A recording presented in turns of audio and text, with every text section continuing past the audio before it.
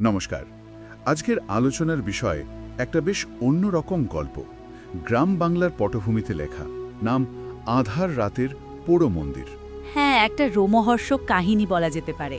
আমাদের কাছে যে গল্পটা আছে আমরা সেটাই সরাসরি তুলে ধরব, মানে কোনো অতিরিক্ত বিশ্লেষণ বা ব্যাখ্যায় না গিয়ে গল্পটা ঠিক যেমন তেমনভাবেই শোনার চেষ্টা করব। ঠিক, গল্পের শুরুটা কিন্তু খুব সাধারণ। দুই বন্ধু, অর্ণব আর অভিজিৎ, অনেক দিন পর দেখা হচ্ছে। হ্যাঁ, অভিজিৎ থাকে দিল্লিতে, চাকরি করে, এসেছে বন্ধুর গ্রামের বাড়িতে বেড়াতে। কিন্তু তারপরে গল্পটা মোড় নেয়।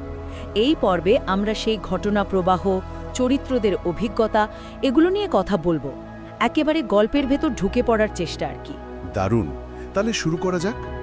অর্ণব আর অভিজিৎ কলেজের রুমমেট ছিল বোধহয়। হ্যাঁ, প্রায় ৩ বছর পর দেখা। অভিজিৎ দেখছে অর্ণবের গ্রামের বাড়ি, পরিবেশ। অর্ণবের মা খুব যত্ন করছেন।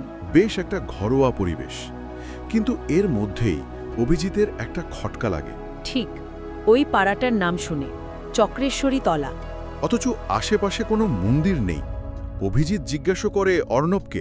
আর অর্ণব যেন একটু এড়িয়ে যেতে চায় ব্যাপারটা, কেমন একটা